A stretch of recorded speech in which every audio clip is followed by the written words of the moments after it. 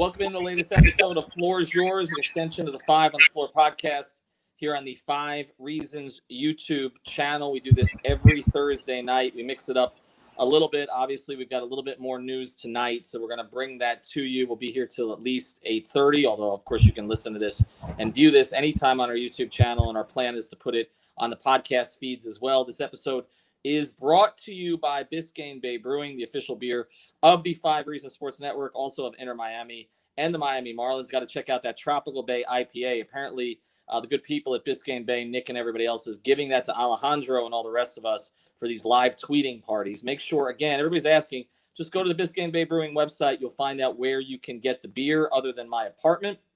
You can certainly find it at a lot of the local Publixes here in the South Florida area, and of course at many of the restaurants. So make sure you ask for it by name. Marlins Lager, Biscayne Bay Brew, and some of the other ones we're going to start introducing here coming up. We appreciate their support, and we've got a big new sponsor deal we're going to be introducing here over the next week. So we're excited about that as we move forward. All right, here's who we have today. And again, this will be on the podcast feeds most likely if everybody can hear me, and also we'll end up on Dash Radio on the Nothing But Net channel. We got above me Alex Toledo. Right next to him, Brady Hawk. He's writing a story as we speak telepathically through his eyes. And then Greg Sylvander right next to me as well. No Adam Barai here tonight, although Adam is here in spirit on our text line.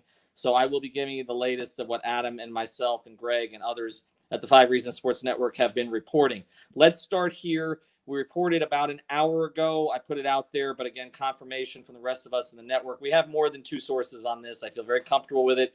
Miami Heat are engaged in trade conversations with James Harden. That's not a huge about James Harden with the Houston Rockets. That's not a huge surprise, except if you're following the national guys, it would be a surprise because they refuse to mention the Miami Heat, in part likely because they don't really have a lot of sources with the Miami Heat compared to some of the other teams in the NBA.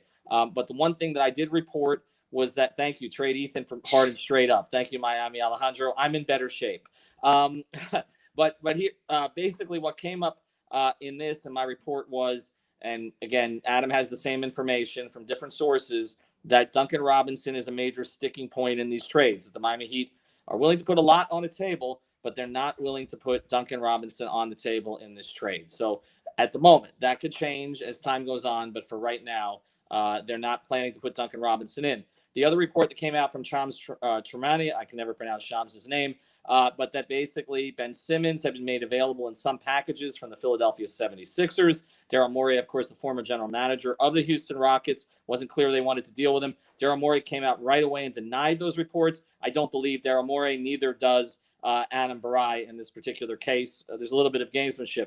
But the other thing that Adam reported, and I can confirm this as well, is that one of the reasons Ben Simmons has been put into these trade talks is because the Miami Heat made a competitive offer to the Houston Rockets. Greg, any other information that I am missing? No, you summed it up. I think just the biggest overarching point is that the Heat are negotiating. And initially, when we heard that Harden trade talks were underway, Tyler Hero was not part of the conversation. Now it looks like it's leaning in the direction of Duncan Robinson being a sticking point. And I think it just points to Miami is trying to maximize kind of the weird situation that Harden is in Houston, and if there's any leverage there. And they just don't want to empty every single asset that also is a winning, contributing piece to the puzzle in the same deal. So they're just trying to find that balance of going all in for a top 5 player, but also if you can keep a Duncan Robinson in a trade like this, it changes the dynamic of the trajectory of the team, I think, just immediately. So that's what they're kind of sifting through that, as we go forward. Now, and we're following some of the comments that are coming in. Our producer, Manny Chang, is putting them up here. I'm trying to follow them as fast as I can. So on the podcast feed, this will come in a little bit differently. But I believe someone just posted in here, keep Hero and Robinson, please. They're not going to be able to keep both. That's never been an option in this particular trade. The question is, could you keep one? The more likely that you keep is Duncan Robinson. But the other thing to consider here is this doesn't have to be a 2-team trade. Most of these trades are not 2-team trades. We talked about that on 5 on the Floor this week. A lot of them are 3-team trades, 4-team trades. I know when the Jimmy Butler trade was being made, that basically, certain members of the Heat organization who had to work out the numbers on that basically shut up their phones to everybody for 15 hours, except the people involved in the particular trades, because they were communicating with basically 20 teams to figure out if we need to send a piece here, if we need to get a piece from here to make this deal work, this is what we'll do. Alex, looking at it right now, we talked all the time about how Ben Simmons was the trump card, right? Like if you're talking about the one piece that would push a team over the top, that the Heat don't have a Ben Simmons, the Nets don't have a Ben Simmons, Philadelphia has a Ben Simmons. Do you think if they offer Ben Simmons and multiple picks, that's where he ends up? Yeah, that's the thing, though. I'm not as sure that they're going to get all that.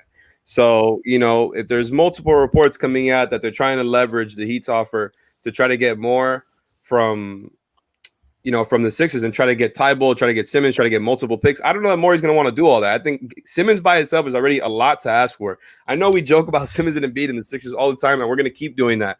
Don't worry. It's not going to go away. But that man is like 24 years old. He's an all-NBA talent.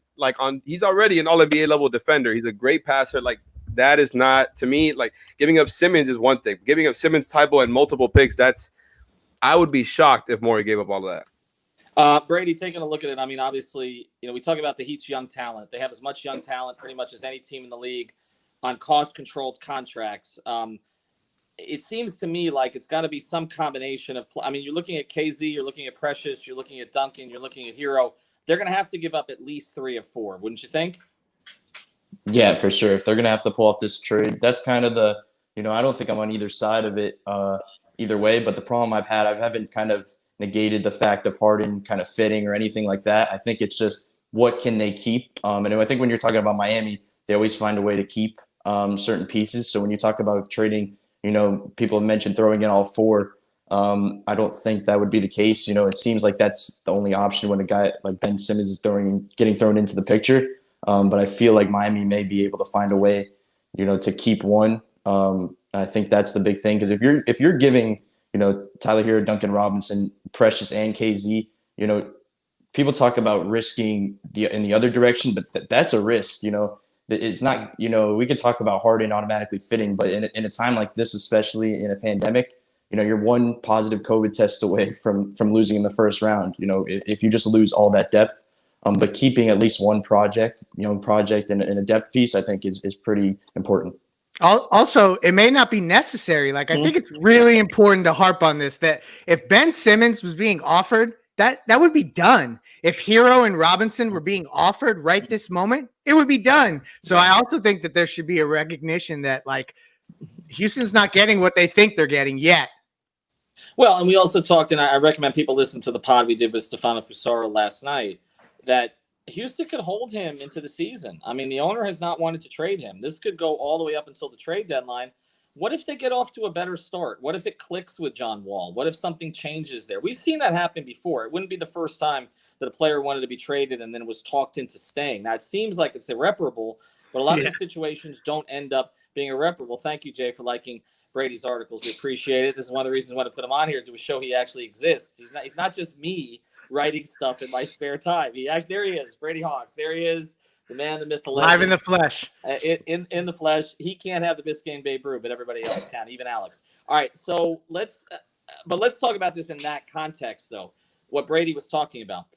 I have, again, sort of gone out on a limb. I guess I've become the heel on this. And I'm just going to reveal, and I said this on Onside Radio today, what I said to Alex on text the other day. Like, I know I'm playing the heel here. I think the Heat win if they get James Harden. I think the Heat win if they don't get James Harden. Like, they're going to win either way. Either they're going to build with these young assets and they're well positioned for the future, and then eventually they either cash in these assets or these assets become core players on potential championship team, or they bring in James Harden and they win. Like, it's not like I'm saying they bring in James Harden and they're going to miss the playoffs. It's just the way I would like them to win would be with this organic group that they have. And so it's not for me about Tyler Hero for James Harden. It's about Tyler Hero and Precious and KZ and Duncan and first-round picks. I mean, it's not just one piece. It's all of these pieces. But the Duncan Robinson piece, I put this out there. So let me throw this at you, Alex. I said, if you can only keep one, Duncan, Precious, KZ, Hero, which one do you keep? By a slim margin, it was Hero over Robinson. And then obviously Precious and KZ were way back because we don't know as much about them yet. For you, if you could keep one, who do you keep? So this includes Duncan and Hero. Those four. I'm not even including Nunn because I'm assuming Nunn is going to be part of any package, most likely. Okay, you may be able to hold him out. And you know I'm not picking him regardless. I know.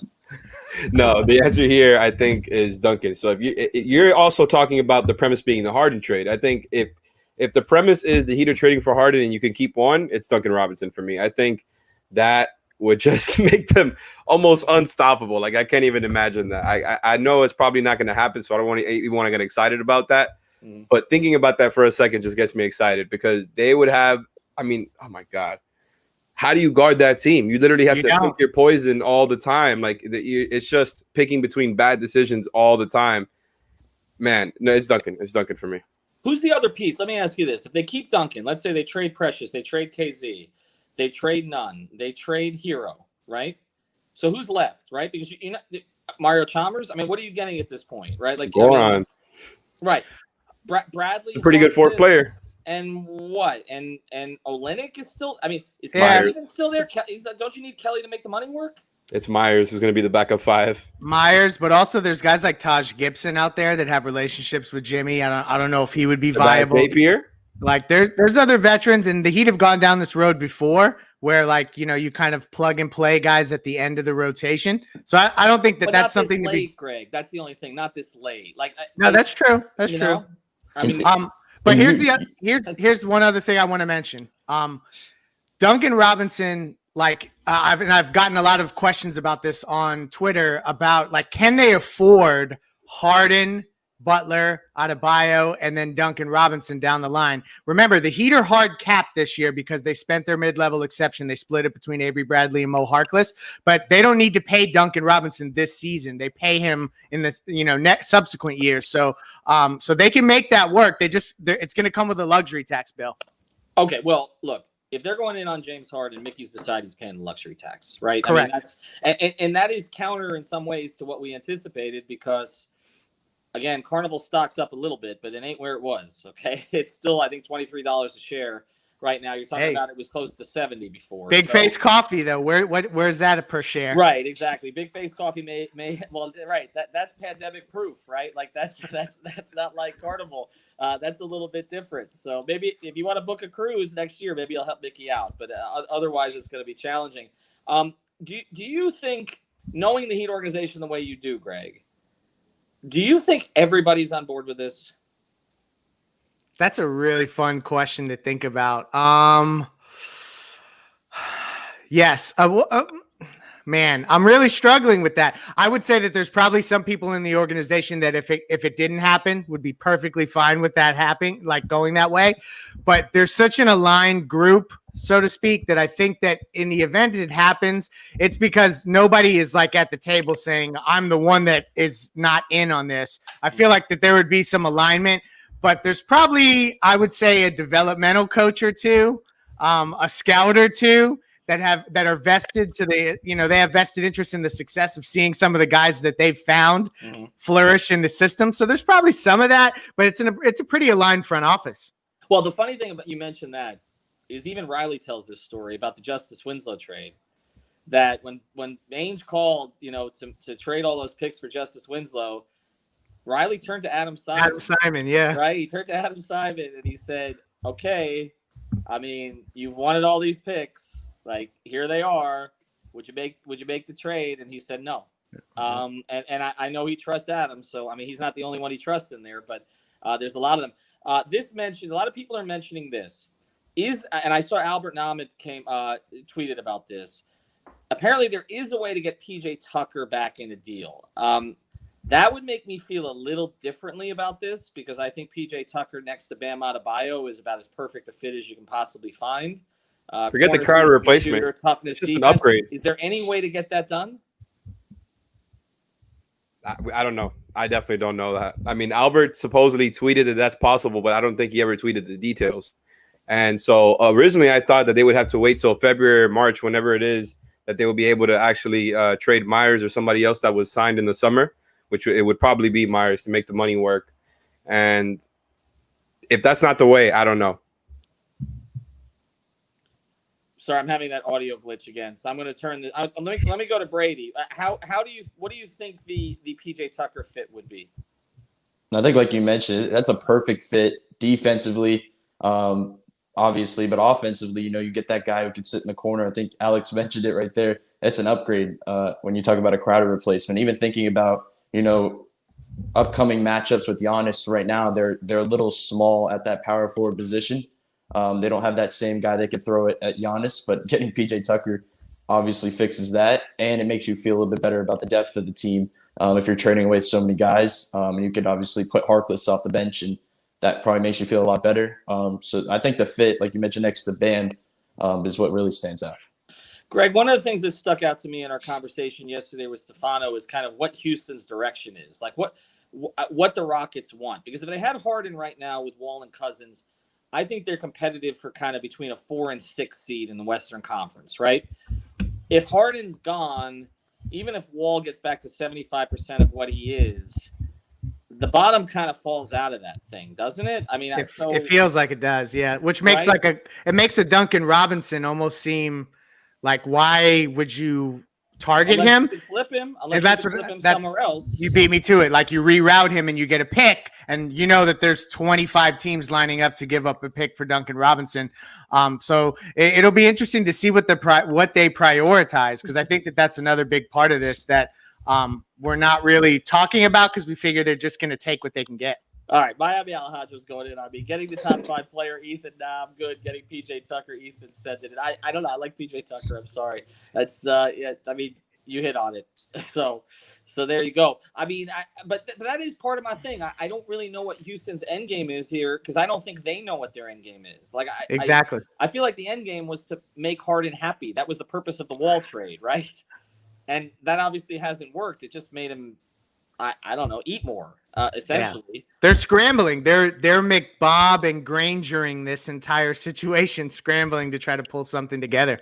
Those two guys are still available. The Heat could plug them into the back of the rotation. We should come up with guys. Trust me, Rio's going to be tweeting at them in a minute, okay? Oh, yeah. And our guy... Listen, Ethan, you already know where I'm going with this, man. If they pull up that trade and they need bodies, they can sign Rio, they can sign Beasley, they can sign Shabazz Napier, for all I care. Bring back James... Oh, no, James Ennis is still with the Magic. No, you can't bring that James Ennis. Well, you need to. Haslam said he could still play, so he's going to be the starting power forward. They're going to have Harkless coming off the bench. That's what they've been holding UD for all of this time.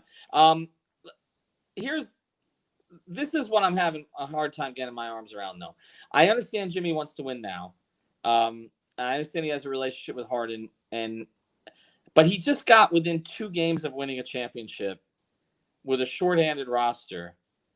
He believes in this group, supposedly. I guess his, urgency to get this done surprises me somewhat, because I understood, like, he wanted Drew Holiday, he wanted Kyle Lowry, but those were not names that were going to cost the entire roster. Like, maybe 1 guy, maybe 2 guys, but not like 6 guys and the rest of the future. It does surprise me a little bit that he's kind of all in on this, because I believe he is, actually. Really? See, I was going to go the other way. I feel like it's maybe a little overstated in terms of Jimmy Butler. You think? Okay. Yeah, I don't know. That's just based off conversations I've had with the way that he's embraced, like, the Tyler Hero thing, as well as just all of what it would cost. I don't know. I know Adam disagrees with me, but we can disagree. I mean, I just don't think Jimmy Butler is pounding the table for this to get done, because if he was, it would be done. All right. And now we got the best comment of the day. To be honest, we need Whiteside back. Go ahead, Alex. Can I play devil's advocate here? So we know, obviously, you guys know way better than me, as the people who actually know these people inside the organization, that there's many minds at play here, right? That are collaborating on this decision. My question here is to play devil's advocate. What if it's not Jimmy? What if it's somebody else?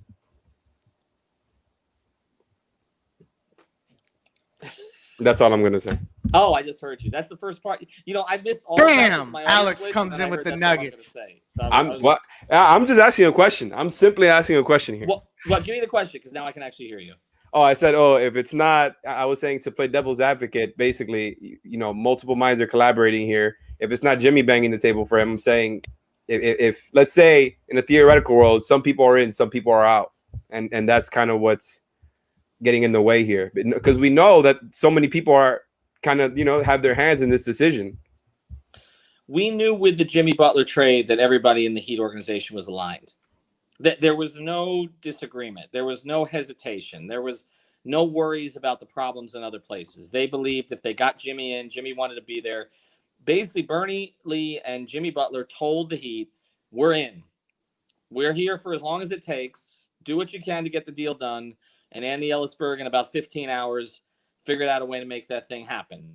Okay? When it almost fell apart 6 times. Harden's not all in here. Okay? It's one of a few teams. It could be Brooklyn. It could be Philly. It could be here. There might even be a mystery team that we really haven't talked about very much. Okay? So they don't have the luxury of kind of waiting this thing out. Okay? And that's my concern here is we know Pat's 75. We know Jimmy's 31. We know that they just got close. They want to win now. Okay, they're a win now organization. They're about, as Spoelstra always says, they're about winning championships. That's what we do here. That's what we try to do here. That's what my boss tries to do, right?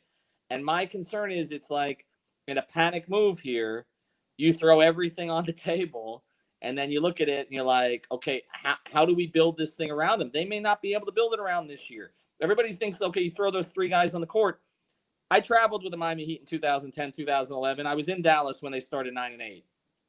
And let me throw this at you, Brady. Okay, a little bit of context here because you were like 4 years old when the big 3 started. But I'll give you 2 big 3s. LeBron, Bosh, Wade at their stages of their careers. Harden, Jimmy, Bam. Careful. What do you like? No, I'm going with LeBron. Wade. Smart man. Yeah, just because I was 4 doesn't mean I'm dumb. I think if LeBron is involved among those other names at that stage, that's just the clear answer.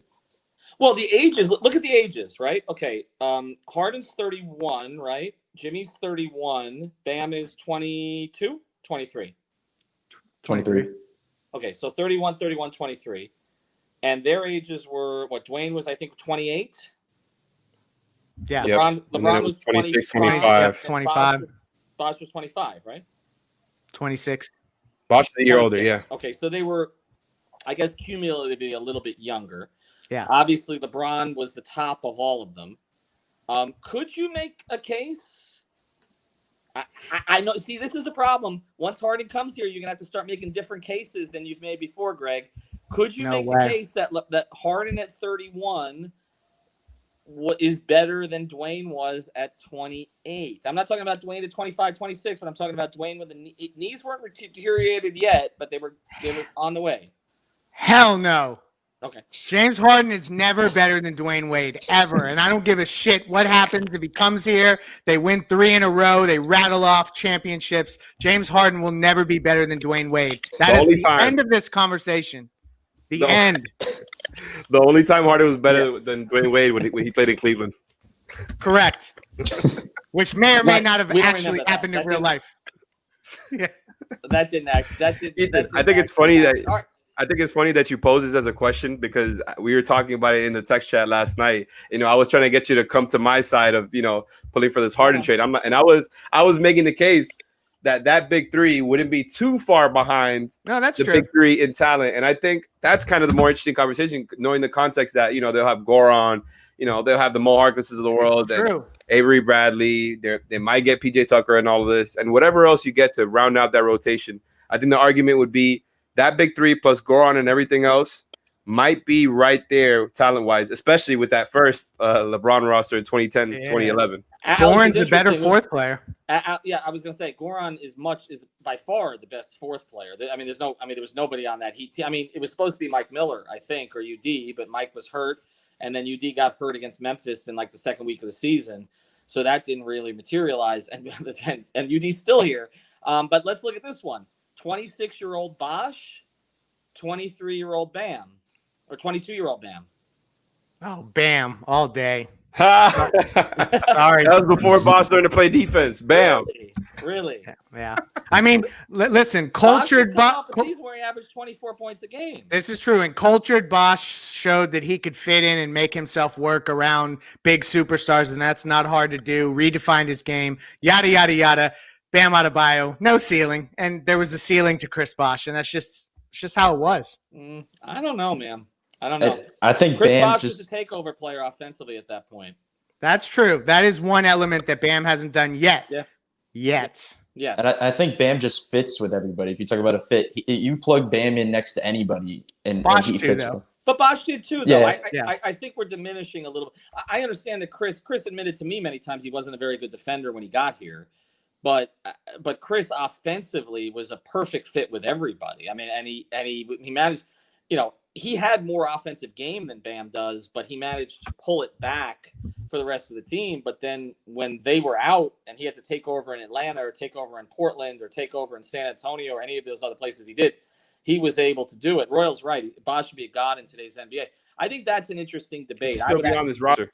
I would lean Bosh there, but it's close. It's close, but LeBron over Jimmy and Dwayne over Harden. Although I think Greg's. I mean, I'm being a little bit overboard with the Dwayne Harden comparison, but I stick to it for culture reasons. But I mean, I'm not a Harden guy, but I will say that Harden right now is better than Dwayne was his second year of the Big Three. Yeah, no, I'm with you there. Because Dwayne's knees, he couldn't play all the time. I mean, it's very true. And Harden has been somewhat of an Iron Man to some degree, like Bam has, right? I mean, like he rarely misses games. Yeah. Which is remarkable considering that. Before we close here and before my wireless goes totally off the fringe, apparently this is an iPhone glitch, so make sure you update your Safari because apparently this is the problem. Want to mention prizepicks.com. That's the place that you use the code 5 daily fantasy. We're going to be introducing this new NBA game on there that's really cool, and if you use the code 5, you get to double your initial deposit, which gives you more money to play with. Hopefully you played it on the NFL games today, but we definitely want to get you guys involved in it. We're all going to get involved once the NBA season starts next week. Of course, Alex and I are going to be at the season opener, Christmas Day, 5 Reasons, fully credentialed to the Miami Heat again, although after all this Harden reporting, perhaps that will change. But for right now, we are still going to be there, dodging COVID. And Alex, maybe you can still have the 100-level seat. We'll see. We'll see if we get all right. I'm going to be live streaming with my nose bleeding. That's how this works. All right, let's close here. We got 1 minute left before my daughter comes out here with her hamsters. How does this end? I keep asking this at the end of every one of these episodes. And by the way, our guy Clutch is reporting. I can say Adam Bora, he's texting at us while we're on here that Denver is in the mix as well. So that's a team with assets. Now, does Harden actually want to play there? Nobody wants to be a Denver Nugget. No. Could you imagine? I mentioned the conditioning test for Denver here, for Harden here. Could you imagine Harden in the altitude? Harden and Jokic. Oh man, Harden and Jokic. You know what? Their condition. I'm gonna plant my ground now. If he doesn't come to the Heat, I hope that's where he ends up. So he's in the West. I would love to see him on the Nuggets. Him and Jokic would be awesome together, and like both of them playing in the high altitude. It's comedy gold. Give it to me. But Alex, you're missing the key point here. I've never been to a good adult establishment in Denver. The kind of establishment that James Harden likes. That would be a struggle for him. It's not Miami. They've got other stuff available in Denver that they don't in Miami. I can tell you that. This is very true. That's available everywhere. I mean, that's not. I mean, come on. That's available everywhere. All right. So, how does this end, Greg? I'm sticking with it. I think he ends up in Philadelphia. I think Ben Simmons will eventually get pried away, and that's where he ends up. Yeah, I think this is a leverage play in large degree. I said to take plus 500 with Philadelphia. I wish I had. Alex, where does it end up? Miami. I think today helped the Heat. And look, I'm going to give credit to my guy, Adam, because I've been talking to him too. And he just kind of helped me sway me over to the side. And I kind of believe in that. Like, I think it really was a leverage play.